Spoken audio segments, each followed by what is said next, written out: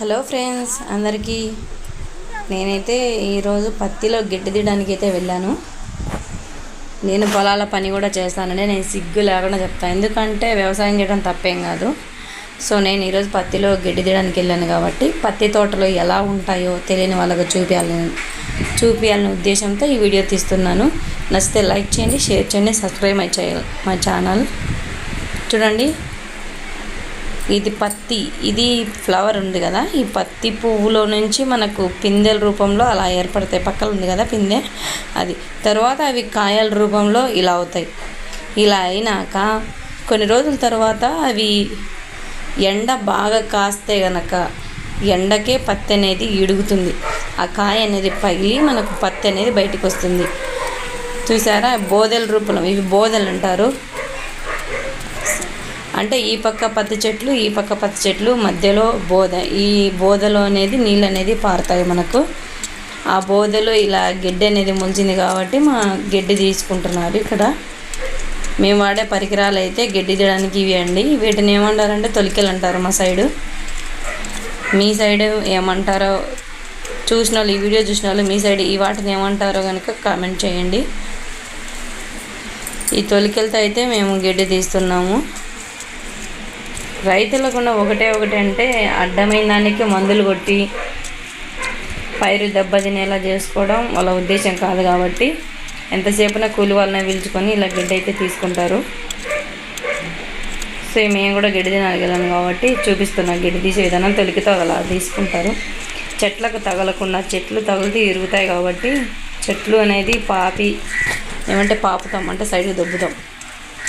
చెట్లను పాపి అయితే మేము ఇలా గడ్డి తీసుకుంటాం నీట్గా. వీటిలో ఒక జాతి అనేది ఉంది, ఆ జాతి మందుకు సావదు, ఏదానికి సావదు. అది పడిందంటే రైతులకు వనికి. అలాంటి గడ్డి మీకు ఇప్పుడు నేను చూపించబోతున్నాను.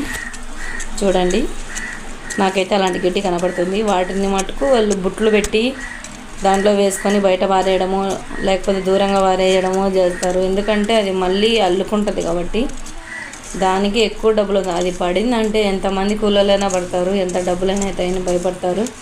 సో అది ఉన్న వాళ్ళు మటుకు బుట్లు పట్టుకొని జాగ్రత్తగా ఎత్తేసుకొని దూరంగా పడేస్తారు. చూడండి ఎంత బాగుందో పత్తి. ఏ తెగులు లేదు ఈసారి. సంవత్సరం ఏదో ఒకటి తెగులు వచ్చి అవి పాడైపోవడం, పత్తి సరిగా లేకపోవడం అలాంటి జరుగుతున్నవి. అందుకే పత్తి పెట్టాలని రైతులు భయపడేవాళ్ళు. పెట్టుబడి తక్కువ కాబట్టి ఎక్కువ పత్తినే చూజ్ చేసుకుంటారు. ఉల్లిగడ్డలు చాలా పెడతారు మా ఊళ్ళో. ఉల్లిగడ్డలు కూడా చూడండి, మా వాళ్ళు, నేను, మా వాళ్ళు ఒక్కొక్క బోధ కాబట్టి నాది బోధ. వీళ్ళు నా ఫ్రెండ్స్ అనుకోండి, పెద్దవాళ్ళే కానీ నాకు ఫ్రెండ్స్తో సమానమే. అందరిలోకెళ్ళి నేనే చిన్నదాన్ని. ఇక్కడంతా ఉండేది మా చిన్నమ్మలు, అత్తలు అందరూ. టైంపాస్ అయితే ఫుల్గా అవుతుంది తోటల్లో పని చేస్తూ మాట్లాడుకుంటూ ఉంటే.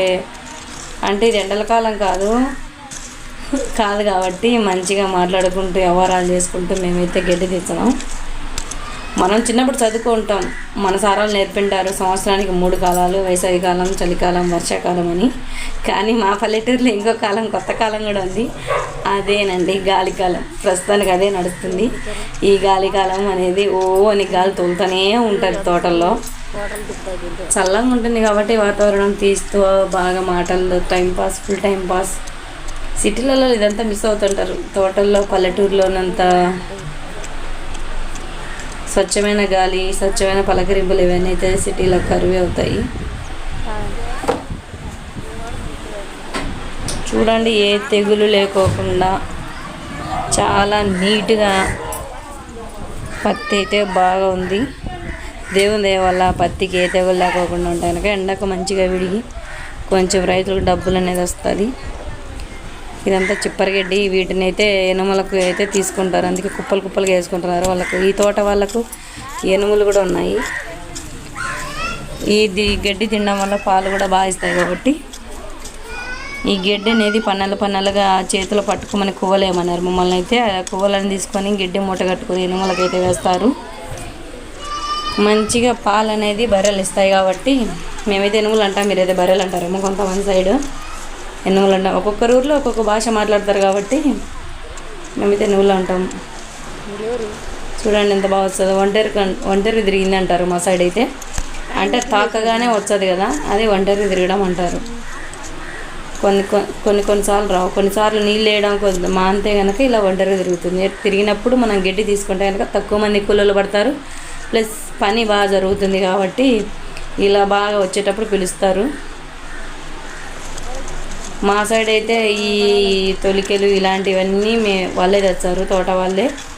మా సైడ్ ఒక ఖర్చు కూడా ఉండదు. కానీ కొన్ని తోటలలో వాళ్ళంతా వాళ్ళే తెచ్చుకోవాలంటే ఎవరి కూలోళ్ళు, అదో నేను చెప్పాను కదా మీకు ఒక ఐటమ్ చూపిస్తా, కూలోళ్ళు భయపడతారు ఆ గడ్డి అంటేని. అదో నేను చూపించదు, అదే దాన్ని చిట్టిపాయలాకు, ఎర్రపాయలాకు అంటారు.